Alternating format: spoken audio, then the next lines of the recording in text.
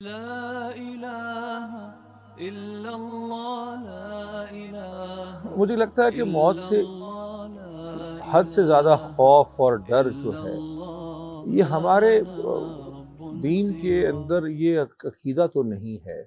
یہ شاید ہمارے اندر جو پستی آئی روحانی طور پر، علمی طور پر، تربیت میں، کیونکہ دیکھیے کل نفس ذائقۃ الموت، ہر نفس نے تو مرنا ہے، کوئی تو نہیں ہوگا جو بچے گا اس سے۔ اب ہمارے اختیار میں مرنا تو ہے بھی نہیں، ہمارے اختیار میں تو کیسے مرنا ہے، زندگی کیسے گزارنی ہے، کس حال میں مرنا ہے،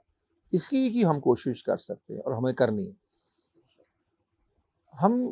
کو یہ سمجھنا ہوگا کہ اصل زندگی، ہمیشہ ہمیش کی زندگی تو اس موت کے واقعے کے بعد شروع ہونی ہے۔ اصل میں تو رب سے ملاقات جس کی طرف ہم جا رہے ہیں وہ تو تبھی ہونی ہے۔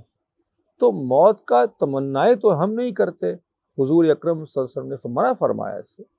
لیکن موت کا وہ جو بھیانک تصور ہے کہ سب ختم ہو جائے گا، تو اس کا تو مطلب ہے کہ خدا نخواستہ ہم مانتے ہی نہیں ہیں کہ آگے کچھ ہوگا، یا ہم نے یہ شاید طے کر لیا کہ آگے جو ہوگا وہ اچھا نہیں ہوگا۔ تو اچھے گمان سے، اچھے اعمال سے، اچھے کردار کے ساتھ اگر زندگی گزاری جا رہی ہو تو آگے بھی اچھے کی امید کی جا سکتی ہے۔ تو ایک زندگی سے نکل کر آئندہ زندگی کے اندر جانا، انسانوں میں صرف رہ کر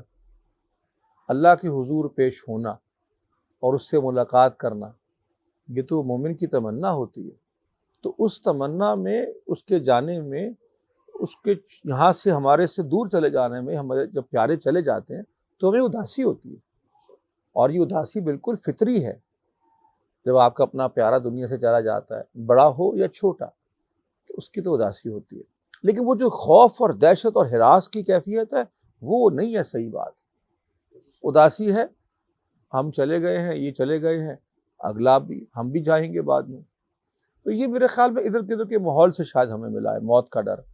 موت کا ڈر نہیں، ہاں احتیاط ہونی چاہیے کہ آدمی موت میں آ جائے اس حال میں کہ وہ نافرمانی کے حال میں ہو، وہ نافرمانی کی حالت میں ہو، تو یہ تو بڑا خطرناک مسئلہ ہے۔ لیکن فرمانبرداری کی حالت کے اندر، اللہ کے راستے میں اس کے احکام کی پوری کرنے کی کوشش کی حالت میں فوت ہو،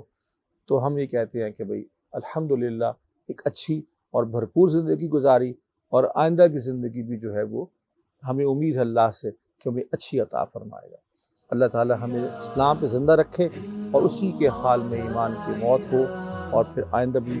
اپنے فضل کے ساتھ اور اپنے کرم کے ساتھ ہمیں جنت کو عطا فرمائے۔